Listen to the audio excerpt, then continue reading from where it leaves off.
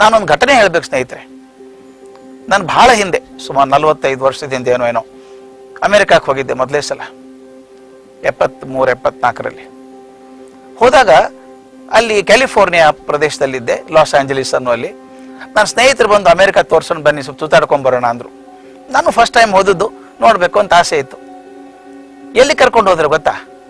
ಮಾರ್ಕೆಟಿಗೆ ಕರ್ಕೊಂಡು ಹೋಗಲಿಲ್ಲ, ಶಾಪಿಂಗ್ ಕಾಂಪ್ಲೆಕ್ಸ್ ಕರ್ಕೊಂಡು ಹೋಗಲಿಲ್ಲ. ನನ್ನ ಸ್ವಲ್ಪ ದೂರ ಒಂದು ದೊಡ್ಡ ಕಾಡಿಗೆ ಕರ್ಕೊಂಡು ಹೋದ್ರು. ಇದೇನಪ್ಪ ಅಮೆರಿಕಾಗೆ ಬಂದ್ರು ಕಾಡಿಗೆ ಕರ್ಕೊಂಡು ಬರ್ತಾರೆ ಇವರು ಅಂತ.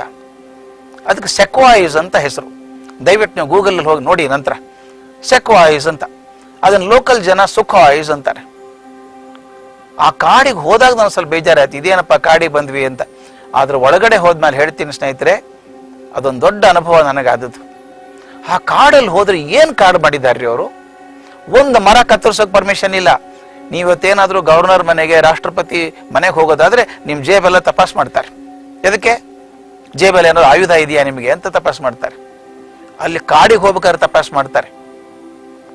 ಒಂದು ಟೊಂಗೆ ಅಲ್ಲ, ಒಂದು ಎಲೆ ಕತ್ತರಿಸೋಕು ಪರ್ಮಿಷನ್ ಇಲ್ಲ ಅಲ್ಲಿ. ಯಾವ ಮರವನ್ನು ಕತ್ತರಿಸೋಲ್ಲ. ಅದು ತಾನಾಗಿ ತನ್ನ ಜೀವಾವಧಿ ಮುಗಿದ ಮೇಲೆ ಕೆಳಗೆ ಬಿದ್ದ ಮೇಲೆ ತಗೊಂಡು ಹೋಗ್ತಾರೆ ಅಷ್ಟೇನೆ. ನನಗೂ ಅನಿಸ್ತು ನಮ್ಮ ದೇಶದಲ್ಲೂ ಹಾಗಿದ್ರೆ ಎಷ್ಟು ಚೆನ್ನಾಗಿತ್ತಲ್ಲ ಅಂತ. ಆ ಮರಗಳಿದ್ದಾವೆ 100 ಅಡಿ, 200 ಅಡಿ, 300 ಅಡಿ ಎತ್ತರ ಮರಗಳು. ನೋಡಿದ್ರೆ ಆಶ್ಚರ್ಯ ಆಗುತ್ತೆ. ಒಂದೊಂದಿಷ್ಟು ದಪ್ಪ ಗಿಡ, ಖುಷಿ ಆಗುತ್ತೆ. ಅದರೊಂದು ಅತ್ಯಂತ ಪುರಾತನವಾದ ಗಿಡ ಇದೆ. ಅದು ಪ್ರಪಂಚದ ಅತ್ಯಂತ ದೊಡ್ಡ ವೃಕ್ಷ ಅಂತ ಹೆಸರು ಅದಕ್ಕೆ. ಪ್ರಪಂಚದ ಅತ್ಯಂತ ದೊಡ್ಡ ಗಿಡ ಅದು. ಅದಕ್ಕೊಂದು ಹೆಸರು ಕೊಟ್ಟಿದ್ದಾರೆ, ಕಿಂಗ್ ಶರ್ಮನ್ ಅಂತ ಹೆಸರು ಕೊಟ್ಟಿದ್ದಾರೆ. ಶರ್ಮನ್ ಚಕ್ರವರ್ತಿ ಅಂತ ಅದಕ್ಕೆ ಹೆಸರು. ಎಷ್ಟು ದೊಡ್ಡದು ಗೊತ್ತಾ ಅದು. ಅದ್ರ ಕಾಂಡ ಸುತ್ತ ಹಾಕ್ಬೇಕಾದ್ರೆ ನನ್ನಂತರ 50 ಜನ ಹೆಂಗೆ ಕೈ ಹಿಡ್ಕೋಬೇಕಪ್ಪ. ಈಗ ಹಿಡ್ಕೊಂಡ್ರೆ ಕಾಂಡ ಸುತ್ತ ಹಾಕ್ಬೋದು. 350 ಅಡಿ ಹತ್ರ ಇರ್ಬೇಕದು. ಲಕ್ಷಾಂತರ ಪಕ್ಷಿಗಳು ಸೇರ್ಕೊಂಡ್ಬಿಟ್ಟಿದ್ದಾವೆ ಅದರೊಳಗೆ. ನಾನು ನೋಡಿ ಬಹಳ ಸಂತೋಷ ಆಯ್ತು. ಸಂತೋಷ ಆಗಿ ಒಂದು ಕತೆ ಬರೆದೆ ನಾನು, ರೀಡರ್ಸ್ ಡೈಜೆಸ್ಟ್ ಒಂದು ಕತೆ ಬರೆದೆ. ಏನು ಅಂದ್ರೆ, ಒಬ್ಬ ಮನುಷ್ಯ ಇದ್ದ, ಅವನು ಸೆಕ್ವಾಯಿಗೆ ಹೋದ. ಈ ಕಿಂಗ್ ಶರ್ಮನ್ ನೋಡ್ದ. ಈ ಕಿಂಗ್ ಶರ್ಮನ್ ಯಾವತ್ತೂ ಒಂದು ದಿವಸ ಸಣ್ಣ ಸಸಿ ಆಗಿದ್ದಿರ್ಬೇಕಲ್ಲ, ಅವನು ಕಲ್ಪನೆ ಮಾಡ್ಕೊಂಡ. 100 ವರ್ಷದ ಹಿಂದೇನೋ 200 ವರ್ಷದ ಹಿಂದೇನೋ ಇಟ್ಟು ಪುಟ್ಟ ಸಸಿ ಆಗಿರ್ಬೇಕಲ್ಲ ಕಿಂಗ್ ಶರ್ಮನ್. ಅದ್ರ ಜೊತೆಗೆ ಇನ್ನೊಬ್ಬರು ತಮ್ಮ ಇದ್ದ ಅಂತ. ತಮ್ಮನ್ನು ನಾನು ಸೃಷ್ಟಿ ಮಾಡಿದ್ದು ಕಥೆಯಲ್ಲಿ. ಕಿಂಗ್ ಶರ್ಮನ್ ತಮ್ಮ ಒಬ್ಬ ಇದ್ದ ಅಂತ. ಈ ಹೋದವನ್ ಏನ್ ಮಾಡಿದ ಅಂದ್ರೆ, ಆ ತಮ್ಮನ್ ತಗೊಂಡ್ ಬಂದ ಮನೆಗೆ. ಬೆಳೆಸೋಣ, ಗಡಿಗೆಯಲ್ಲಿ ಹಾಕಿ ಬೆಳೆಸೋಣ ಅಂತ. ಮನೆಗೆ ತಂದು ಒಂದು ಮಡಿಕೆಯಲ್ಲಿ ಮಣ್ಣು ಹಾಕಿ ಗೊಬ್ಬರ ಹಾಕಿ ಇಳಿಸಿದ. ಬೆಳೀತದು. 3 ತಿಂಗಳು ಮಡಿಕೆ ಹೊಡೆದೋಯ್ತು. ಎಲ್ಲ ಇವನ ಯಾಕೆ ಹೊಡಿತಿದ್ದು? ಮತ್ತೆ ತೆಗದ, ಮತ್ತೊಂದು ದೊಡ್ಡ ಮಡಿಕೆಯಲ್ಲಿ ಹಾಕಿದ. 2 ತಿಂಗಳು ಅದು ಹೊಡೆದೋಯ್ತು. ಅವನಂದ ಬಹುಶಃ ಯಾಕೆ ಹೊಡಿತದ ನೋಡ್ಬಿಡೋಣ ಅಂತ ಒಂದ್ ದಿವಸ ಭಾನುವಾರ ಕೂತ್ಕೊಂಡು ಏನ್ ಮಾಡ್ದ ಗೊತ್ತಾ? ಆ ಮಣ್ಣೆಲ್ಲ ತೆಗದ, ನೋಡ್ತಾನೆ ಬೇರ್ ಇಷ್ಟು ಉದ್ದಾಗಿದೆ. ಓಹೋ ಹೋ, ಇದಕ್ಕೆ ಆಗ್ತಾ ಇಲ್ಲ ಅದು, ಅದನ್ನ ಕತ್ತರಿಸ್ಬೇಕು ಅನ್ಕೊಂಡ. ಏನ್ ಮಾಡ್ದ? ಮೇಲೆ 3 ಇಂಚ್ ಇಟ್ಟ ಬೇರು, ತೆಳಗಿನ ಬೇರ್ ಕತ್ತರಿಸ್ಬಿಟ್ಟ. ಮೇಲೆ ಚಿಗುರು ಬಂದಿತ್ತಲ್ಲ, ಚಿಗುರು ಕತ್ತರಿಸಿದ. ಪ್ರತಿ ತಿಂಗಳು ಅದೇ ಕೆಲಸನೇ. ಮೊದಲನೇ ಭಾನುವಾರ ಬಂದ ತಕ್ಷಣ ಮಣ್ಣು ತೆಗೆಯೋದು, ಬೇರ್ ಕತ್ತರಿಸೋದು, ಚಿಗುರು ಕತ್ತರಿಸೋದು. ಹಿಂಗ್ ಮಾಡ್ತಾ ಮಾಡ್ತಾ ಮಡಿಕೆಯಲ್ಲಿ ಹಾಕಿಟ್ಟ. 50 ವರ್ಷ ಆದ್ರೂ ಇಷ್ಟೇ ಉಳ್ಕೊಂತದ.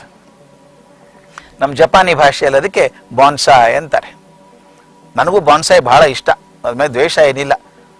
ಆದ್ರೆ ಅದು ಪಾಪ ಮಾಲಕನ ಮೇಲೆ ನಂಬ್ಕೊಂಡಿರ್ಬೇಕದು. ನಿಮ್ಮ ಮನೇಲಿ ಬಾನ್ಸಾಯ್ ಇದ್ರೆ ಮೇಲೆ ಮೇಲೆ ನೋಡ್ತಾ ಇರಬೇಕು. ನನಗೆ ಆದದ್ದು, ನಾನೊಂದ್ಸಲ ಬ್ಯಾಂಕಾಕಿಂದ ಬರ್ಬೇಕಾದ್ರೆ ನಾನು ಶಿಷ್ಯರೆಲ್ಲ ಸೇರಿ ಒಂದು ಗಿಫ್ಟ್ ಕೊಟ್ಟರು ನನಗೆ.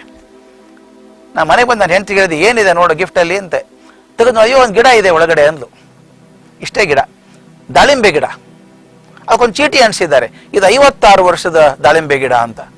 ಅಯ್ಯೋ ಕರ್ಮವೇ, ನನ್ನ 4 ಕಣ್ಣು, ಸ್ವಂತದ್ದು 2, ಬಾಡಿಗೆ 2. ನೋಡಿದ್ರೆ ಹಣ್ಣಾಗಿದೆ ಅದ್ರೊಳಗೊಂದು. ತಿನ್ನಕ್ ಬರಲ್ಲ, ಸುಮ್ಮನೆ ನೋಡೋಕಟ್ಟೆ ಚಂದ ಅದು. ಯಾರಾದ್ರೂ ಗಿಫ್ಟ್ ಕೊಟ್ರೆ ಚಂದಪ್ಪ. ಅದ್ರ ಜೊತೆ ಒಂದು ಪಟ್ಟಿ ಕೊಟ್ರೆ, ಒಂದು ಪಟ್ಟಿ ಕೊಟ್ಟಿದ್ರು, ಈ ಗಿಡ ಹೇಗೆ ನೋಡ್ಕೋಬೇಕು ಅಂತ ಬರ್ದಿದ್ರು. ಅವ್ರು ಹೇಳಿದ್ರು, ಬಿಸಿಲಲ್ಲಿ ಇಡಬೇಡಿ, ಒಳಗೆ ಹೋಗುತ್ತೆ. ಬರೀ ನೆರಳಲ್ಲಿ ಇಟ್ಟರೆ ಬೆಳೆಯಲ್ಲ. ಹಿರಣ್ಯಕಶಿಪುವಿನ ಸಾವಿದ್ದಂಗಿದು, ಒಳಗೂ ಇಡಂಗಿಲ್ಲ, ಹೊರಗೂ ಇಡಂಗಿಲ್ಲ. ಆಮೇಲೆ ಬಂದು ಜಾಸ್ತಿ ಗೊಬ್ಬರ ಹಾಕಿದ್ರೆ ಬೇರ್ ಸುಟ್ಟೋಗುತ್ತೆ, ಕಮ್ಮಿ ಹಾಕಿದ್ರೆ ಬೆಳೆಯಲ್ಲ.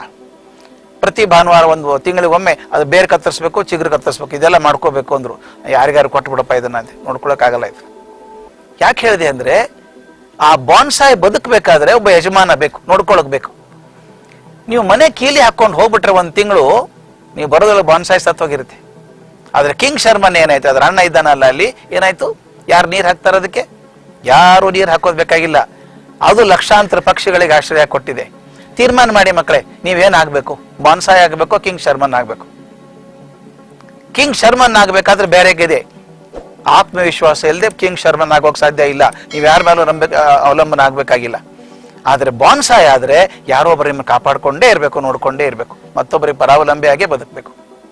ನನ್ನ ಪ್ರಶ್ನೆ ಇಷ್ಟು, ನೀವು ಕಿಂಗ್ ಶರ್ಮನ್ ಆಗ್ಬೇಕಾದ್ರೆ ಮೊಟ್ಟ ಮೊದಲನೇ ಕೂಡ ನಿಮಗಿರುವಂತ ಆತ್ಮವಿಶ್ವಾಸ. ಆತ್ಮವಿಶ್ವಾಸ ಒಬ್ಬರಲ್ಲ, ಇಡೀ ಪ್ರಪಂಚದ ಆತ್ಮವಿಶ್ವಾಸ ಬರಬೇಕು. ಈ ವಯಸ್ಸಲ್ಲಿ ಬರದೇ ಹೋದ್ರೆ ಇನ್ನು ಯಾವಾಗ ಬರ್ಬೇಕು ನಿಮಗೆ?